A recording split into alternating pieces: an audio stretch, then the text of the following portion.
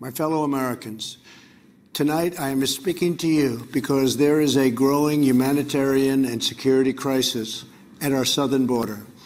Every day, Customs and Border Patrol agents encounter thousands of illegal immigrants trying to enter our country.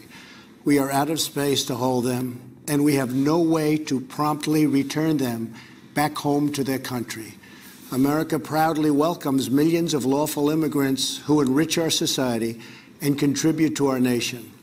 But all Americans are hurt by uncontrolled illegal migration.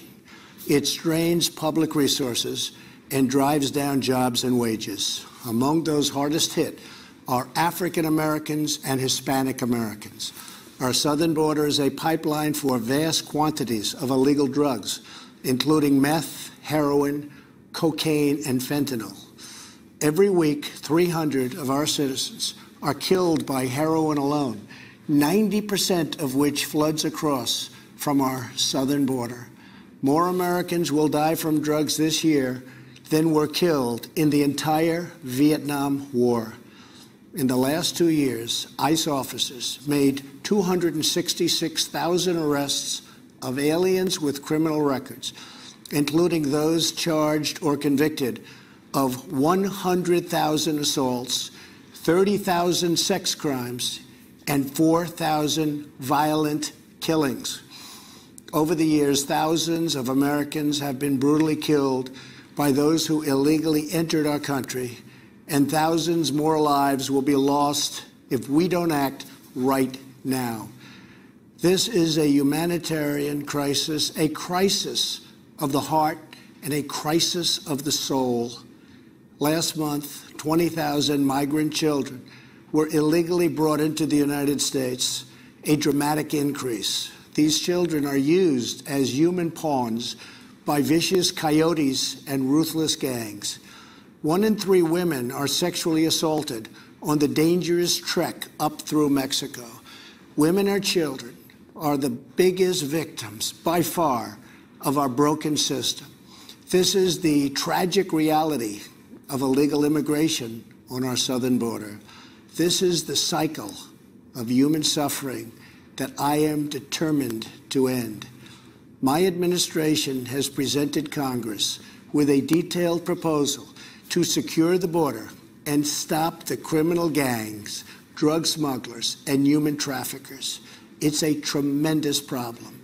Our proposal was developed by law enforcement professionals and border agents at the Department of Homeland Security. These are the resources they have requested to properly perform their mission and keep America safe, in fact, safer than ever before. The proposal from Homeland Security includes cutting-edge technology for detecting drugs, weapons, illegal contraband, and many other things. We have requested more agents, immigration judges, and bed space to process the sharp rise in unlawful migration fueled by our very strong economy.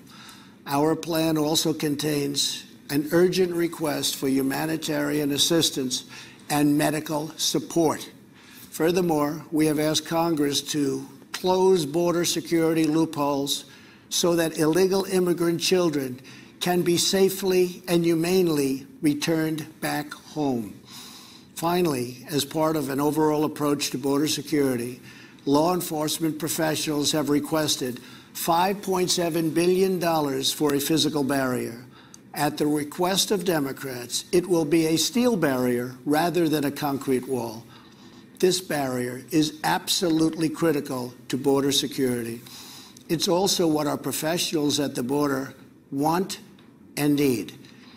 This is just common sense. The border wall would very quickly pay for itself. The cost of illegal drugs exceeds $500 billion a year, vastly more than the $5.7 billion we have requested from Congress. The wall will also be paid for indirectly by the great new trade deal we have made with Mexico. Senator Chuck Schumer, who you will be hearing from later tonight, has repeatedly supported a physical barrier in the past, along with many other Democrats. They changed their mind only after I was elected president. Democrats in Congress have refused to acknowledge the crisis, and they have refused to provide our brave border agents with the tools they desperately need to protect our families and our nation.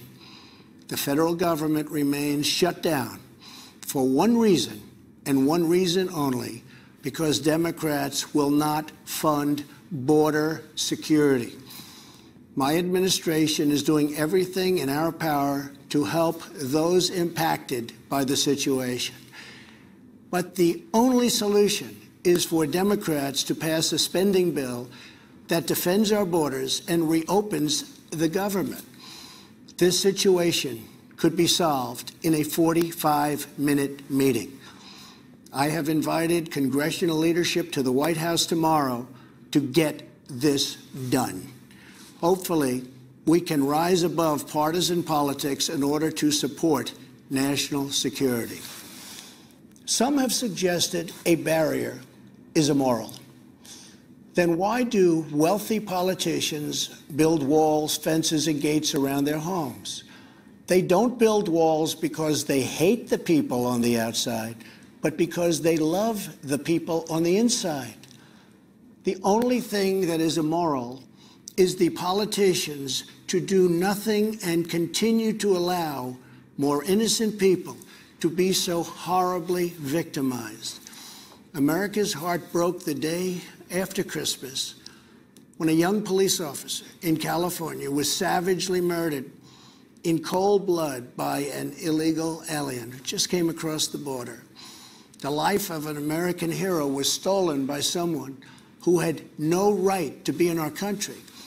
Day after day, precious lives are cut short by those who have violated our borders. In California, an Air Force veteran was raped, murdered, and beaten to death with a hammer by an illegal alien with a long criminal history. In Georgia, an illegal alien was recently charged with murder for killing, beheading, and dismembering his neighbor. In Maryland, MS-13 gang members who arrived in the United States as unaccompanied minors were arrested and charged last year after viciously stabbing and beating a 16-year-old girl. Over the last several years, I've met with dozens of families whose loved ones were stolen by illegal immigration. I've held the hands of the weeping mothers and embraced the grief-stricken fathers. So sad, so terrible. I will never forget the pain in their eyes, the tremble in their voices, and the sadness gripping their souls. How much more American blood must we shed before Congress does its job?